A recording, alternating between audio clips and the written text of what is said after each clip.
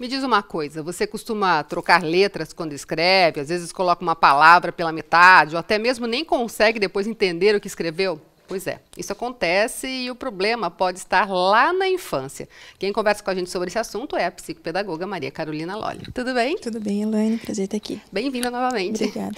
Bom, isso tem um nome, né? Pois é. Na verdade, tem vários nomes, né?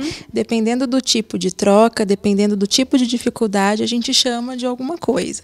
Por exemplo, quando a letra é muito feia, quando a criança ou o adulto não consegue seguir uma linha, não consegue seguir o espaço da margem, sabe? Não consegue respeitar a margem, não consegue pintar dentro de um determinado espaço, né? Delimitado ali, nós chamamos essa dificuldade de disgrafia. Né? No entanto, as pessoas que escrevem com a letra trocada, sabe, espelhado, 3 do outro lado, o E do outro lado, como se fosse um 3, né? Também pode ser uma característica dessa dificuldade chamada disgrafia.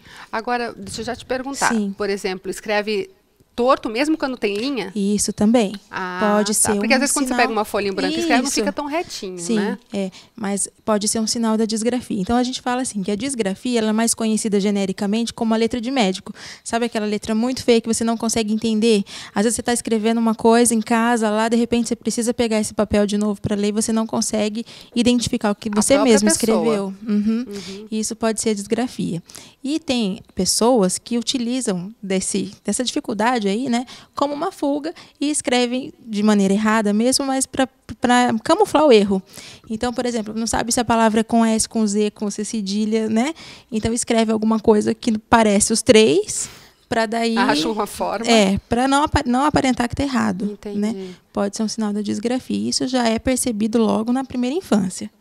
Agora, depois dos 6 anos. Eu lembro que a gente fazia, não sei se é da sua época, caderninho de caligrafia. Com certeza. Acertar o tamanho da letra para ficar redondinho. Isso. Isso é uma coisa que ajuda ou não? Ajuda bastante. Não só a caligrafia, mas aquelas... hoje em dia a gente tem cadernos que têm linhas mais coloridas e maiores. Então, às vezes, você não consegue escrever, porque a caligrafia, a linha dela, para escrever as vogais, né, e os detalhes das letras, as linhas elas são mais finas. Então, hoje a gente já tem esse artifício de ter um caderno de caligrafia maior, com linha colorida, para assim, deixar bem marcado mesmo as diferenças que você precisa ter ali na hora de desenhar a letra. Agora, não é para o pessoal assustar também, né? Porque tem a letra feinha que tem o Com problema, certeza, né? São vários quesitos que a gente precisa observar, né? E a gente precisa ver se essa dificuldade está atrapalhando o desenvolver ali da vida profissional, da vida acadêmica dessa pessoa. E aí, assim, se isso não for, digamos, não é consertada a palavra talvez, mas se não for resolvido isso na infância, a pessoa vai levar para o resto da vida. Isso, vai para frente. E daí é aquela coisa, né? Hoje em dia a gente tem muitas formas de consertar aí essas dificuldades da aprendizagem. No entanto, algum tempo atrás, a gente nem sabia o que eram essas dificuldades, não tinha nem nome para isso, não é? Quanto mais tratamento. Então, aquelas pessoas que não dava muito para estudar, parava de estudar porque não dava para estudar, sabe? A cabeça não era boa. A cabeça não era boa, né? Então, pode ver ali que talvez tenha alguma dificuldade dessa que a gente está pontuando aí por trás dessa dificuldade escolar. Quer dizer, mas quando é adulto ainda dá tempo de consertar isso? Com certeza, sempre dá tempo. A gente aprende desde o dia que a gente nasce até o último dia da nossa vida, né? Independente da idade, né? Então, dá tempo de consertar sim, é só correr atrás do prejuízo. E tem aquela coisa de trocar letra, né, também? Tem. Então, a troca de letras pode ser por 2 motivos diferentes. O primeiro é a desortografia. Então, a desortografia é quando a pessoa tem muitos erros ortográficos, né? Erros de pontuação, erros, né, na escrita mesmo. Aí as trocas, o R pelo S, né? Isso pode ser desortografia. Ou, em casos mais específicos, a gente chama de dislexia.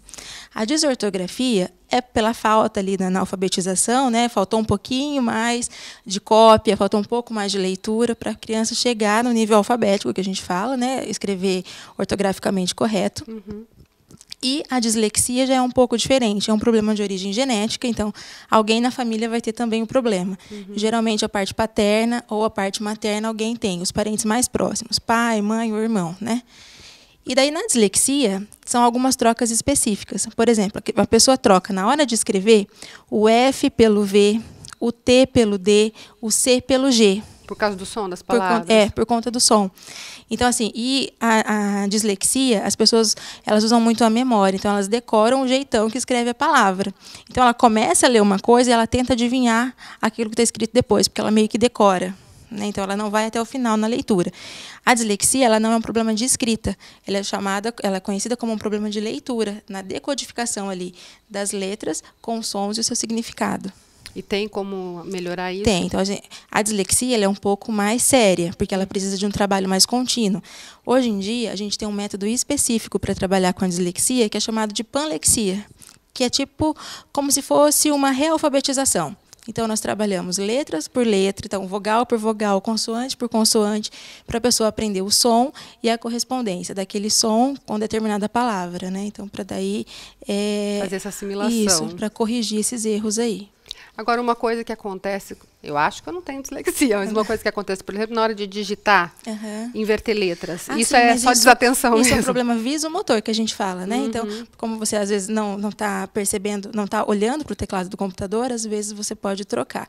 A dislexia, assim, todas as palavras que tem F, por exemplo, a pessoa escreve com V. Trocando. Isso. E tem aquela coisa assim, o CH, ele troca pelo J. Então, em vez de escrever chuveiro, escreve juveiro. Que tem o som de... Isso, então é muito o som, é aquela coisa de se escrever como a pessoa ouve, como ela acha que é o som daquela palavra.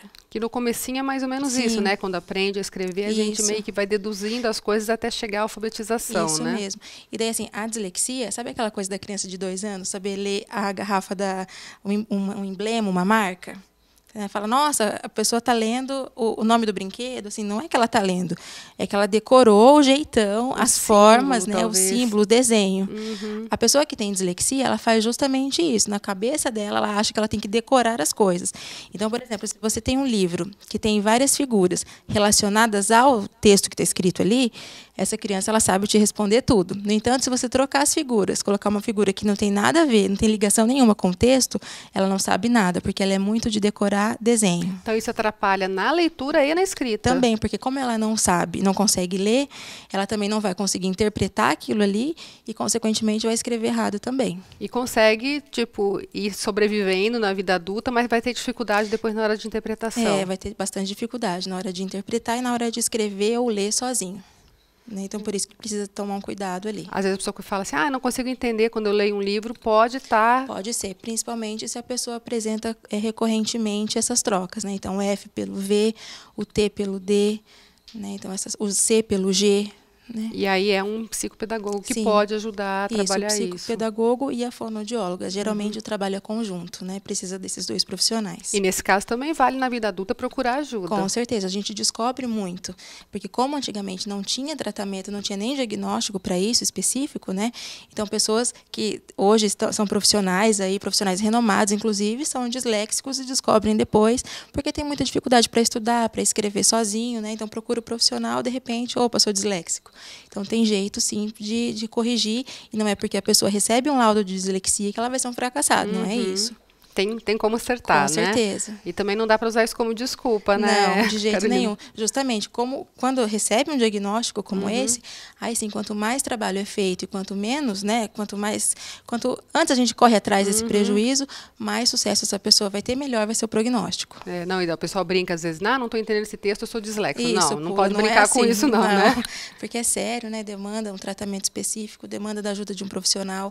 Não é 1 mês, 2 meses, nem 6 meses. Tem que ter paciência. São para chegar a um anos bom resultado. para conseguir ler um texto, né, normalmente, fluentemente. E depois que consegue também, daí vai desenvolvendo melhor. Isso. Então não tem desculpa, Com é certeza. Procurar. E é legal os pais ficarem atentos também, né? Isso, porque essas dificuldades elas começam a aparecer ali no segundo semestre, do segundo ano, que é quando a criança deveria estar alfabetizada, lendo mais fluentemente, né?